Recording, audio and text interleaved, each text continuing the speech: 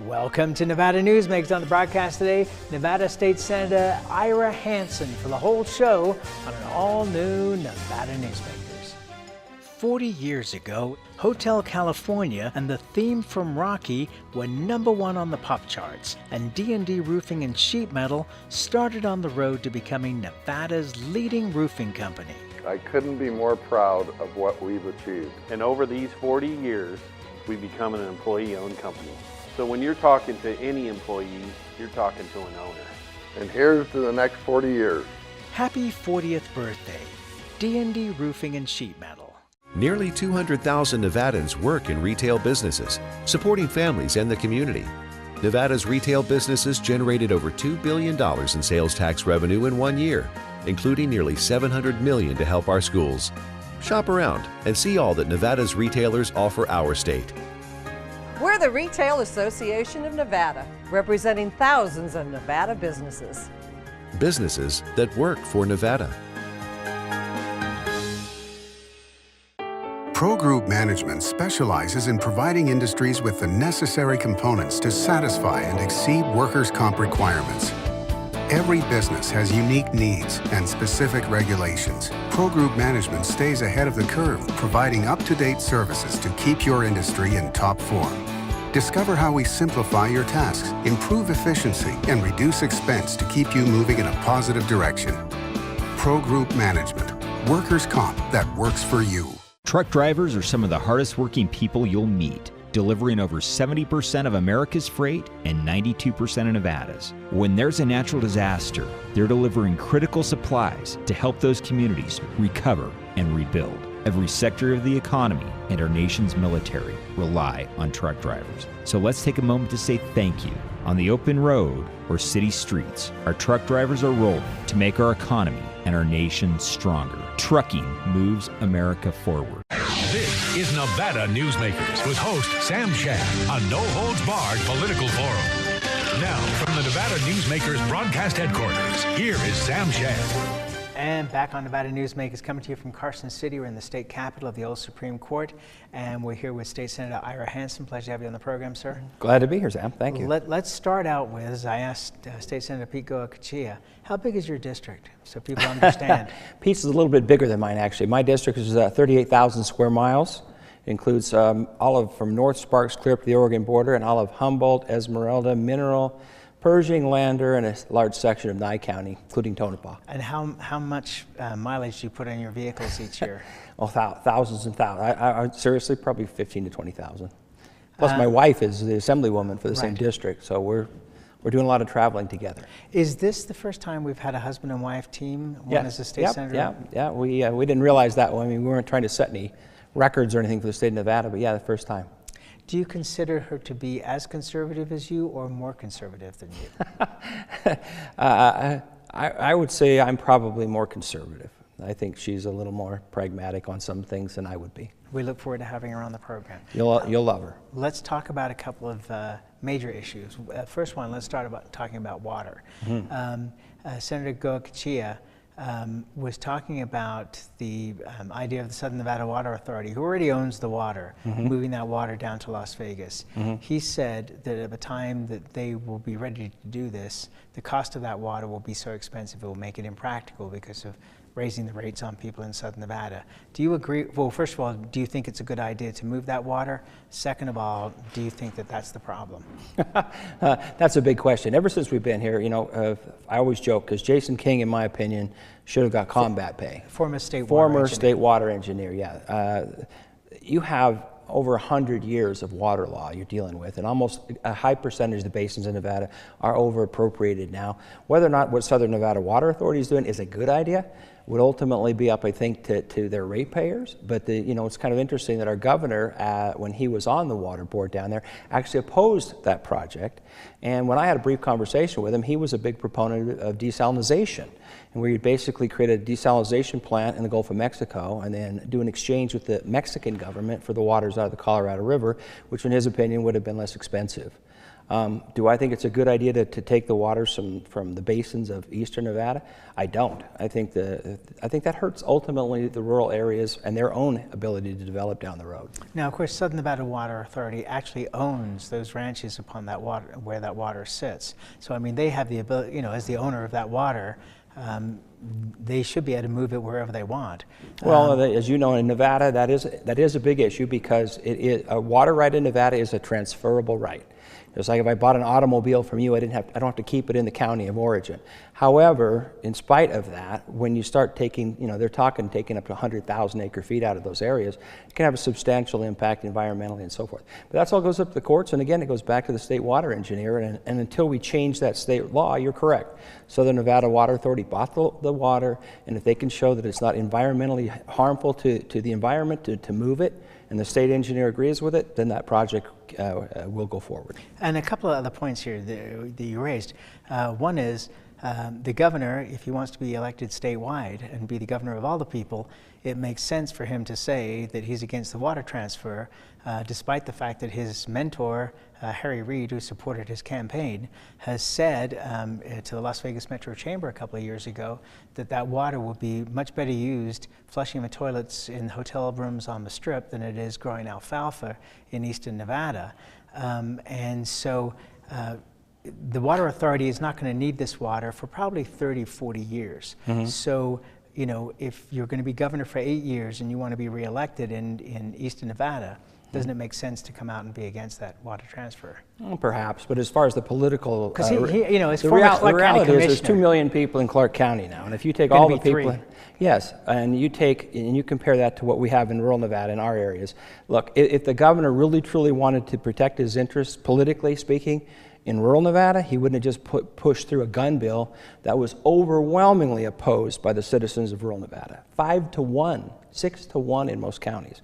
So if the governor was worried about his political future in rural Nevada, frankly, he just blew it on that one bill. Okay, Pat Mulroy has been on this program many, many times. Sure. And has talked about desalination, originally off the California coast, and then, as you mentioned, off the coast of Mexico. The problem is that, yes, the idea is a good one, which is either Mexico or California then reduces the amount of Colorado water that they use, but that has to go through Congress and the rules of the Colorado River. I mean, it took Harry Reid 30 years to get the Truckee River operating agreement through. How many centuries would it take to get, Imperial Valley won't even sign off on this current water situation that everybody else on the Colorado River has done.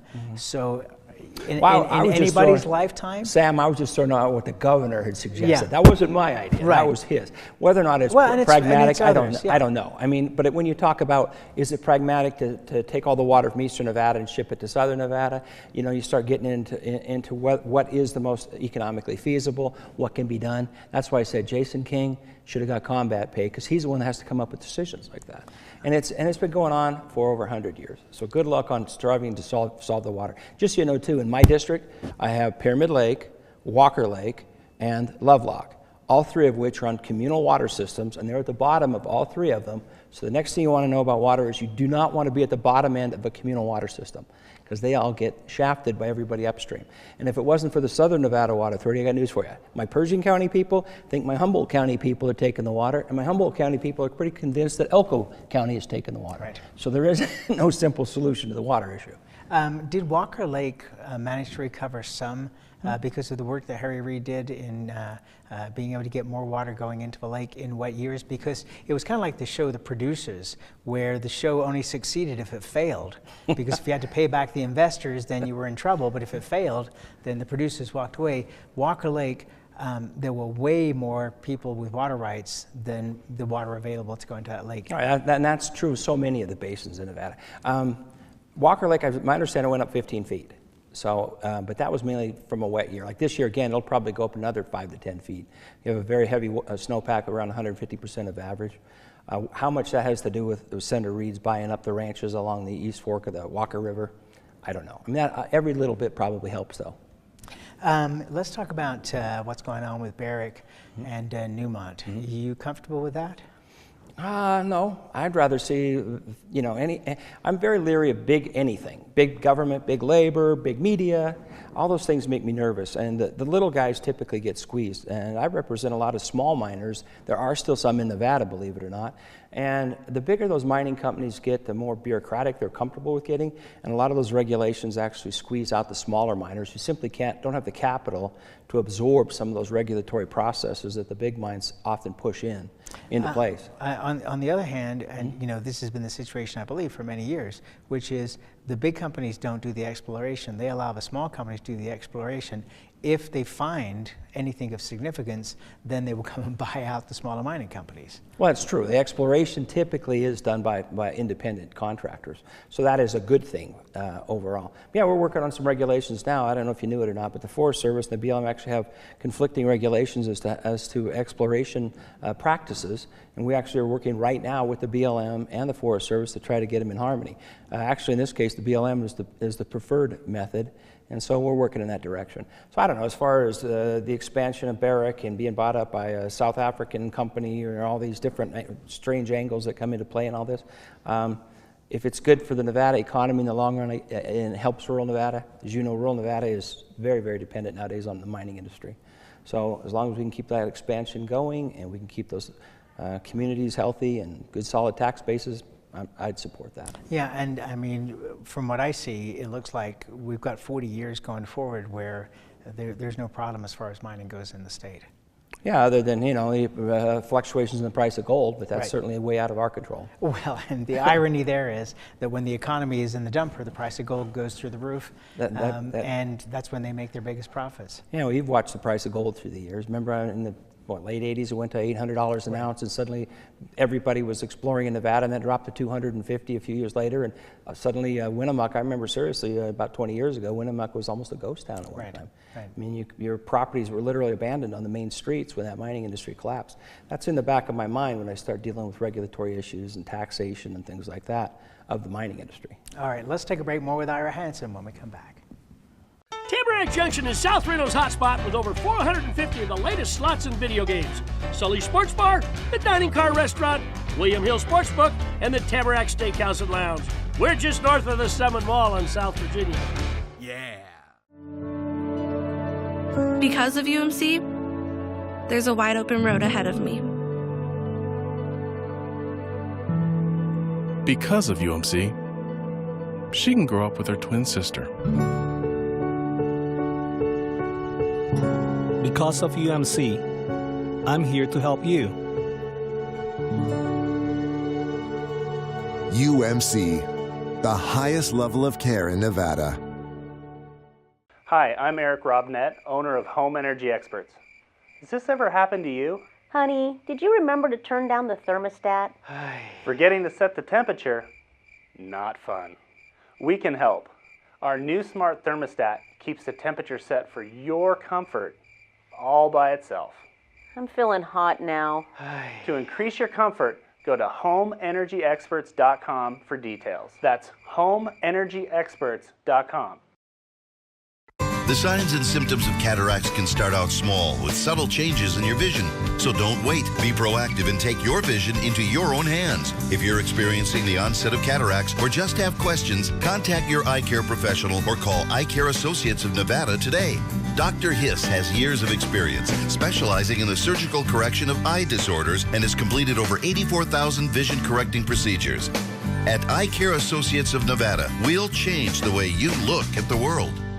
The Tamarack Junction Steakhouse is known for signature steaks, handcrafted cocktails, and world-class wines. Join us Thursdays and Friday nights from 4:30 to 6:30 in the Steakhouse Lounge for live music, gourmet plates, and well-priced wines, just north of the Summit Mall on South Virginia.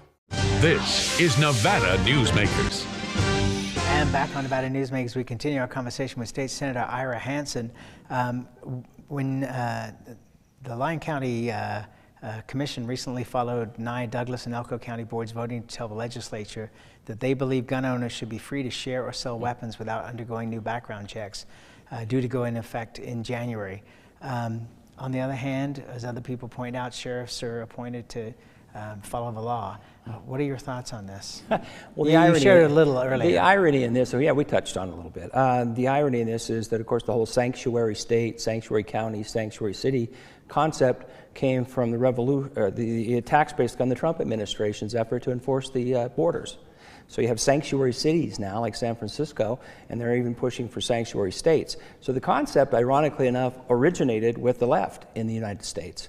And now this act of civil disobedience, if you want to call it that, is being carried out by the rural counties. And I support it 100%. I think, again, this is a constitutional right, in my opinion, that has been infringed. And so I think this, and this is, unfortunately, this is a very good example, too, of overreach by the state government and how the smaller areas feel, we are so outnumbered in rural Nevada compared to Clark County nowadays. This is their only ability to basically fight back. And, if the law won't be enforced by the sheriffs, I think that is actually, in this case, an example of how the American system works, where each area has the right, to a certain extent, to determine how its communities will function. Okay, so let's look at another side of this issue, which I find very interesting, which is that people in Clark County, a big city, like you mentioned, 2 million, heading towards 3 million, they have no clue what's going on in rural Nevada. In fact, they think that Reno is part of rural Nevada, for example. Correct? It almost is. The old joke was that people in Reno hate Las Vegas, which is not true, but people used to say that. People in Clark County don't know where Reno is. And so is it not part of this situation that both Reno Sparks, Carson City, and rural Nevada need to educate Southern Nevada on what exists outside of the urban area? Because if not, down the road, you're one of 3 state senators that deals with rural Nevada. Well, I know, and that's what out of 21 senators. But if you're going to be in a representative democracy where people make laws in a state like Nevada, which has an exceptionally, I think we are the greatest variation between rural and urban populations. The rural populations basically have no voice. So yeah, I'm trying. I do all I can. For example, we have a bill to outlaw coyote contests, right? In Lander County, in Austin, and Battle Mountain, they've had those. Now here we are with people coming in, freshman legislators from Southern Nevada, and they're going to outlaw something that's a practice that's been going on for a long time. And so there is a level of growing frustration that they don't listen to us, they don't feel like they care about us, and they don't even know where we are, frankly. If you were to interview some of the legislators from Clark County and you ask them where Austin, Nevada is, or Silver Peak, or Jackpot, you're going to get a blank look on your face. Okay, so this goes back to something I've been talking about on this program for 20 years. In fact, it's one of the reasons why, even when we were only broadcasting in Northern Nevada, I made this a statewide program in terms of issues and discussions, which is that it's incumbent upon rural Nevada and the cities of Northern Nevada to actually market to Southern Nevada, perhaps during the off sessions, so that people understand what is here. I mean, I remember, over the years, seeing folks from the Elko City Council and the Elko County Commission struggling to get around the legislature to explain who they are and what their community is. But I mean, seriously, there should be money devoted from these areas to market to Las Vegas, because otherwise it's going to get worse. It's not going to get better. There's going to be one of you covering rural Nevada. I think that's a very likely possibility in the next reapportionment, unfortunately. I would say that the rurals they have tried that. You look at Nevada Magazine, for example. They're always trying to tie in rural and help people in Southern Nevada understand what's going on in the cow counties, right? But just the reality is so many people have moved in just the last decade who have no concept of anything outside of Las Vegas. And then when it comes to voting and the laws we're passing in the legislature, it's almost like that part of the state is superfluous. It doesn't even exist in their minds, and they see us more like remnants of an ancient past, kind of like there's Kit Carson and Jim Bridger up there, and they aren't part of our state anymore. I would also recommend, in addition to Nevada Magazine, which is a fine magazine, Range Magazine. Range is wonderful. Range Magazine. C.J. Hadley, I love her. Yes. Let's take a break. More with Ira Hansen when we come back. Dimitri Prine here for Design Outdoor. Come visit Design Outdoor's store and backyard to see our wide selection of fire pits, barbecues, and pizza ovens, natural stone water features and fountains, and frost-proof pottery. Our store and backyard are located at 11600 South Virginia, just north of DeMonte Ranch Parkway. Visit designoutdoor.com or call us at 851-9499. Hey guys, are you watching the game at a friend's or the bar again because you can't watch at home with your wife? Or worse, because she kicked you out and kept your couch, your flat screen, and your kids? What's the one thing a man needs when he loses a good woman? A good lawyer. And when he loses a bad woman, he needs a great lawyer. What makes a good woman a bad woman? You tell me. You're the one that can't watch the game in your own home. I'm men's rights attorney Marilyn York, and I represent men in divorce, custody, and family law matters. Hi, I'm Dave Newman. Remember me? I used to be the house detective, and now I'm a realtor full-time at RE/MAX Realty Affiliates. A lot of people ask me, how's the market? You know what? It's fantastic. If you're even kicking around the idea of buying or selling, give me a call. Let's talk about it. Call me at RE/MAX Realty Affiliates and just ask for the guy who used to be the house detective, Dave Newman. Everyone is talking about opioids, but they're not the only drugs that can be harmful if taken in large quantities or not as prescribed. You also need to be aware of side effects from anxiety drugs, muscle relaxants, sleep aids, and stimulants. Mixing prescription drugs with other drugs or alcohol can be dangerous. If you take an Ambien with a glass of wine, it may be enough to stop you from breathing. Prescribed drugs can be just as dangerous as illegal drugs. Take medications only as directed. This is Nevada Newsmakers. And back on Nevada Newsmakers, coming to you from Carson City, we continue our conversation with State Senator Ira Hansen.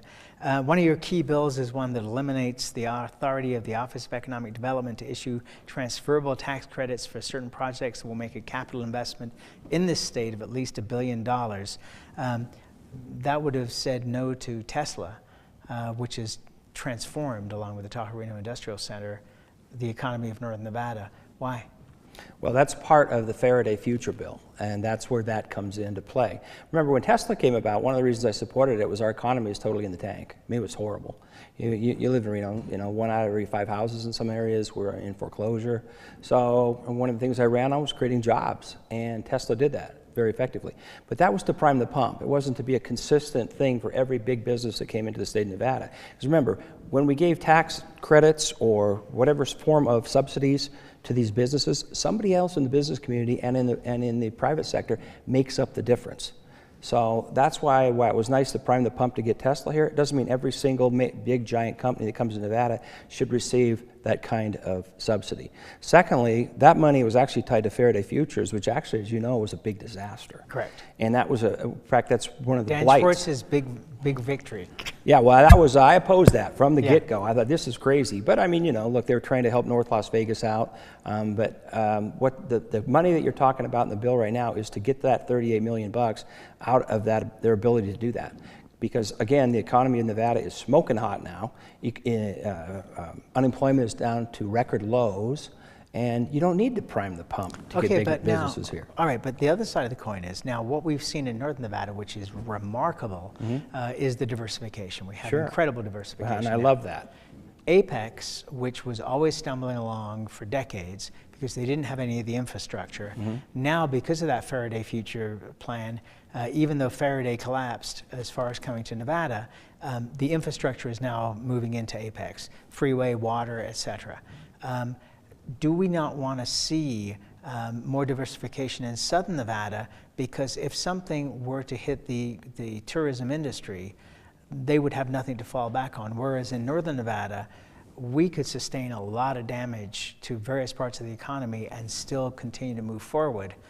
I'm not so sure that Southern Nevada could do that because the diversification is not that great. And also you've got Ivanpah, maybe 30 years out, but still, that's going to be huge. Well, look, they've grown from 2 million, almost 3 million, as you pointed out, in only a decade. So I don't think the economy of Southern Nevada is hurting at all. They are diversifying naturally just because of the expansion of the population. So the idea that we should come in and subsidize things, I think, is a real slippery slope. I do believe that we can help out when you have to truly prime the pump, but there's no pump to prime at the moment. The pump's going full bore. And I think you're seeing a natural diversification. And anytime you start using the government to redirect capital, you actually harm something else. Football stadium's a classic example. People say, well, don't think of the jobs that that's creating. Well, you know what? If you would have had a $1 billion investment all spread out through the private sector anyway, it would have had the same impact, maybe greater, than by having it all focused in on one specific project. But politically, the one specific project, all the politicians can say, look what I've done to help stimulate growth. But again, that's why government should stay out of business decisions for the most part. Minimize regulation. But that big chunk of money, that $750 million, was room tax money. Right. That's room tax money that is supposed to market the Convention Authority in Southern Nevada. But over the years, going back to the, in recent history, going back to the Gibbons administration, they took money away from that to put towards education, to put that towards roads. That raises another whole question. When we start fiddling around with taxes remember, the football stadium and the Raiders are a private business. We've got about 45 seconds. My apologies. No, you're fine. Bottom line is, in the meantime, we didn't fund the education savings accounts. Our school systems in Nevada are 50th in the nation, and somehow we didn't have the money for that. So would you have taken the money from if I had to make a choice between the two, tax money? What if we would have taken that $750 million and built high schools and middle schools and elementary schools? Okay, so same you would employment. Okay, so you would have been okay with taking. I didn't say that. I'd have to look at it. What I'm saying, though, is there are many ways to in effect use tax dollars that may be much more beneficial to many more of the citizens of the state, other than specifically the people working on the football stadium. And that's where we have to leave it. State Thank you, Senator Sam. Ira Hansen, thank you for being here. We appreciate it. Glad to be here. And we'll be right back. A bird's eye captures its surroundings at different heights. At Brian Culpa Photography, we can make your imagination soar over buildings, parks, cityscapes, and beyond. Brian's images tell the story and get the job done. If you need a new perspective to tell your story, contact Brian today. Brian Culpa Photography. Experience the bird's eye view at brianculpaphotography.com. Hi, my name's Marilyn Miner, and I'm sure you'd agree that Nevada's a very special place to live. I was born here, and my husband and I have raised our family here. I feel it's a privilege to live and work in the Truckee Meadows. I especially enjoy helping my clients reach their real estate goals. Sometimes the smallest details provide the greatest satisfaction. I'd be complimented to talk to you about your next move. Call Marilyn Miner at Dixon Realty, 742-1280, or log on to marilynminer.com. St. Ives Florist, for every holiday and every special occasion. For romance. Custom home design. We have the largest selection of fresh flowers in northern Nevada. And we also offer a large selection of unique gift items. Come see me, Lori Ann, at St. Ives Florist, 700 South Wells Avenue, or call me at 333-9190. Take a look at Pro Group Management and see how your workers' comp requirements can be met head-on. By taking a proactive approach, Pro Group can assure that your company is meeting or exceeding state and federal standards. As you move forward in your industry, Pro Group moves with you, simplifying regulatory tasks, clearing the way so you can get the job done and look to your future success. Pro Group Management, workers' comp that works for you. Subscribe to our YouTube channel for Nevada Newsmakers. On our next broadcast, Dr. Ken Thorpe, chairman of the Partnership to Fight Chronic Disease. We'll see you then.